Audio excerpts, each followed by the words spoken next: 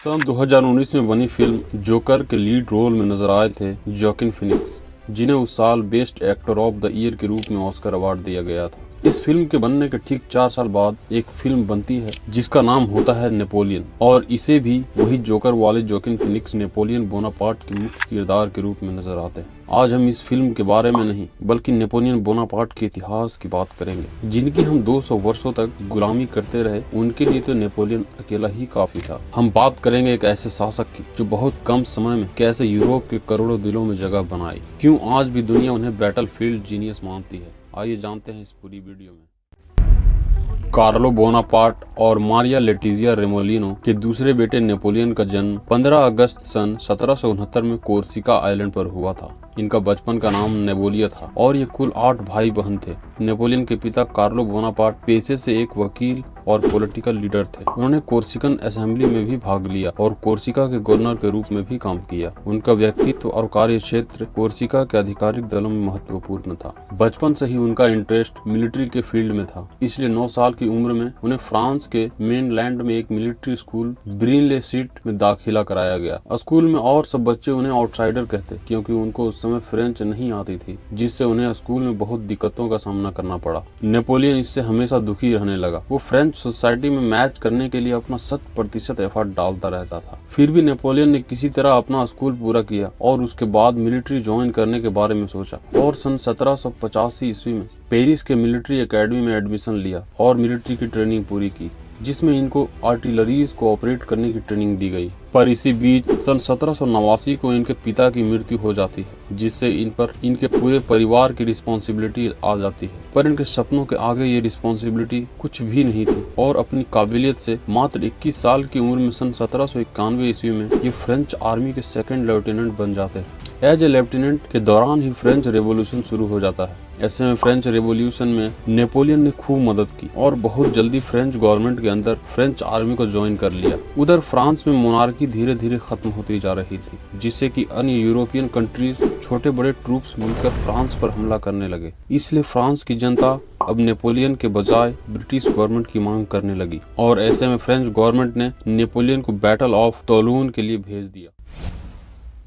सन 1794 के तोलून का युद्ध फ्रेंच रेवोल्यूशन के दौरान ही हुआ था। तोलून फ्रांस के मेडिटेरेनियन सी के किनारे पर स्थित एक महत्वपूर्ण पोर्ट था। इस पर ब्रिटिश और स्पेनिश नेवी फोर्सेस ने तोलून के प्रशासन को जमकर सपोर्ट कर रहे थे। उधर नेपोलियन फ्रेंच मिलिट्री में तेजी से आगे बढ़ रहा था। उस टाइम उसने स्ट्रेटेजी और प्लान बनाई जिससे तोलून वापस लिया जा सके। उन्होंने एक खतरनाक स्ट्रेटेजम तैयार किया जिसे बाद में फेतीत स्ट्रेटेजम के नाम से जाना गया। इसमें उन्होंने फोर्ट्रेसेस को सराउंड किया और अपने ट्रूप्स को स्ट्रेटेजिकली स्थापित किया। नतीजा ये हुआ, सन 1794 के अंत तक फ्रेंच रिवोल्यूशनरी फोर्सेस, जिनमें नेपोलियन का भी हिस्सा था, उन्होंने तोलून को घेर लिया, जिससे दिसंबर के अंत में ब्रिटिश और स्पेनिश फोर्सेस ने तोलून को छोड़ने का फैसला किया और फ्रेंच फोर्सेस ने इसे वापस ले लिया। इस युद्ध ने उनकी प्रतिभा को सामने लाया और उसने फ्रेंच मिलिट्री में अपनी रेपुटेशन को और भी मजबूती दी। नेपोलियन का यह योगदान उसके आगे की मिलिट्री और पॉलिटिकल कैरियर के लिए मील के पत्थर साबित हुई और वे फ्रेंच मिलिट्री के अध्यक्ष बन गए। नेपोलियन तो अब फ्रांस के करोड़ों जनता के दिलों में जगह बना लिया था, पर यह तो उनकी शुरुआत थी। उनका जिद तो पूरा का पूरा यूरोप जीतने का था। सन 1792 से 1797 के दौरान फ्रेंच रिवोल्यूशनरी वार्स के प्रथम कोएलिशन के बीच नेपोलियन ने अपनी उदयी सैनिक तर्कस का महत्वपूर्ण योगदान दिया। नेपोलियन इटली कैंपेन के दौरान अपने मिलिट्री जीनियस और स्ट्रेटेजी का प्रदर्शन किया। इन्होंने अलग अलग मिलिट्री टैक्टिक्स का इस्तेमाल किया, जिसे कि सेंट्रल पोजीशन और डिवाइड एंड कॉन्कर, जिसकी वजह से उनका कंट्रोल इटली में बढ़ गया। नेपोलियन को इसके काफी चैलेंजेस का सामना करना पड़ा। नेपोलियन को अपनी ट्रूप्स को ठीक से प्रोविजन और सप्लाईज देने का एक बड़ा चैलेंज था, लेकिन नेपोलियन ने इस चैलेंज को अपनी बुद्धि और कौशलता से अपने सैनिकों को ट्रेन किया। नेपोलियन ने अपने ट्रूप्स का मोरल बनाए रखने के लिए कैरिस्मेटिक लीडरशिप और इफेक्टिव कम्युनिकेशन का इस्तेमाल किया। नेपोलियन ने अपनी मिलिट्री विक्ट्रीज के बाद डिप्लोमेटिक स्किल का भी इस्तेमाल किया। उधर नेपोलियन पूरी यूरोप जीतने के लिए बहुत तेजी से आगे बढ़ रहा था। इसी बीच नेपोलियन की नजर जोसेफीन पर आ जाती है, जिसे वह अपना दिल दे बैठता है। उसी महिला से वह शादी का प्रपोजल रखता है, जो नेपोलियन से 8 साल पड़ी और एक विधवा थी, जिसमें जोसेफीन की पहली विवाह से उनके 2 बच्चे थे। फाइनली नेपोलियन का पहला विवाह जोसेफीन से 9 मार्च सन 1796 को हो जाती है। कुछ साल बाद जोसेफीन नेपोलियन से इरिटेट हो जाती है, क्योंकि नेपोलियन अपना अगला वारिस के लिए जोसेफीन से एक बच्चा चाहता है, जिसे जोसेफीन को ये बात मंजूर नहीं थी और इन दोनों में लंबे समय तक तनाव बढ़ता रहा और सन 1810 ईस्वी में दोनों के बीच तलाक हो जाता है।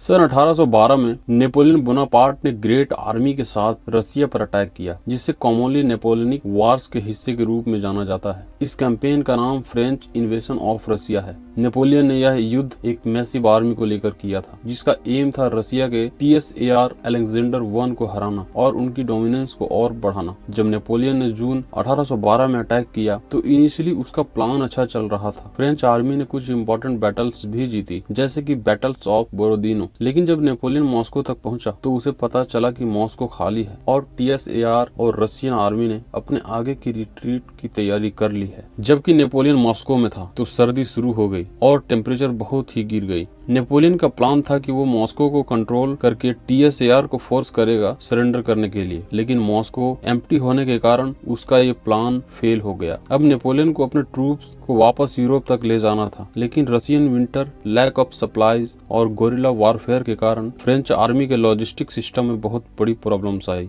हर दिन टेम्परेचर और सिचुएशंस वर्स होती गई। जैसे ही फ्रेंच आर्मी रिट्रीट कर रही थी, वो रशियन आर्मी के कॉन्स्टेंट अटैक्स का सामना कर रही थी। रिट्रीट के दौरान ग्रैंड ए आर्मी काफी कमजोर हो गई और कैजुअलिटीज और बढ़ती चली गई। रशियन कॉसेक्स ने भी फ्रेंच ट्रूप्स को काफी हरास किया। विंटर और लैक ऑफ सप्लाईज के कारण फ्रेंच सोल्जर्स को ठंड से बचाने के लिए वार्म क्लोथिंग, फूड और दूसरे इसेंशियल सप्लाईज नहीं मिल रहे थे। अल्टीमेटली जब फ्रेंच आर्मी वापस यूरोप की तरफ बढ़ रही थी तो वह ऑलरेडी बहुत कमजोर थी। Harsh winter condition, lack of supplies and continuous attacks ने फ्रेंच आर्मी को और भी कमजोर बना दिया। इस डिफिकल्ट रिट्रीट को देखते हुए बहुत से सोल्जर्स मर गए या कैप्चर हो गए।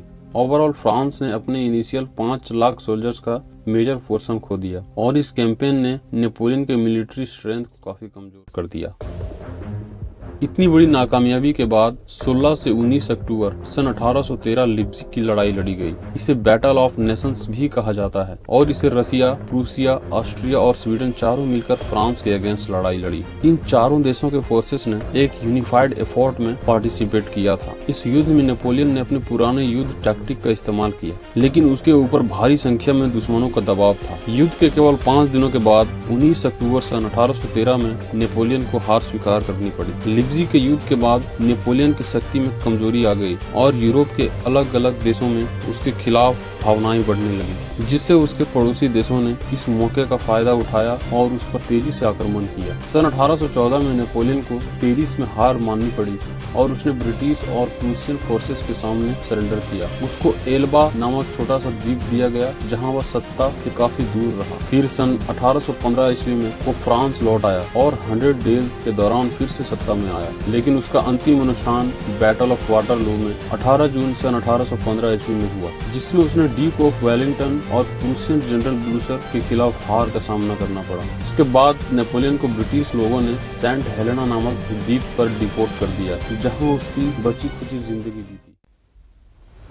नेपोलियन की हेल्थ हेलेना द्वीप पर ही खराब हो गई थी। बताया जाता है कि उसे स्टोमक अल्सर और आर्सेनिक पॉइजनिंग होने की शिकायत थी। दोस्तों, नेपोलियन की मौत एक मिस्टीरियस डेथ बताई जाती है। सीधी बात करें तो नेपोलियन की मौत की एग्जैक्ट डिटेल्स क्लियर नहीं है और कुछ लोग ये भी कहते हैं कि उसकी मौत में फॉल प्ले हो सकती है, जो अभी तक राज ही है। नेपोलियन का उत्तराधिकारी बनने का साहस और उत्साह उसकी शक्तियों को अंजाम देने में मदद करते हैं, लेकिन जब यही एम्बिशन अधिक होती है और व्यक्ति अपने लक्ष्य के लिए सब कुछ कुर्बान करने के लिए तैयार हो जाता है तो यह एक समस्या बन सकता है। एम्बिशन और लीडरशिप क्वालिटीज के साथ साथ एक लीडर को अपने डिसीजंस पर भी विचार करना चाहिए। नेपोलियन के केस में उनकी अत्यंत बड़ी शक्तियां भी उनके पतन का कारण बनी। नेपोलियन के इतिहास में दिखाया गया है कि शक्ति का सही इस्तेमाल करना कितना महत्वपूर्ण है। नेपोलियन की तरह अगर शक्ति गलत तौर पर इस्तेमाल होती है या अगर व्यक्ति अपनी शक्ति में अत्यधिक मग्न हो जाता है तो ये उसे खतरे में डाल सकता है। नेपोलियन के डाउनफॉल में उसके संबंध और एलाइज का भी बहुत बड़ा हाथ था। किसी भी लीडर के लिए अच्छे संबंध बनाए रखना और सहायकों की मदद लेना उसके लिए अत्यंत महत्वपूर्ण हो जाता है। इस कहानी से हमें घमंड से बचने, शक्ति का सही तौर पर इस्तेमाल करने, समझदारी से राजनीति करने और संबंध का महत्व समझने का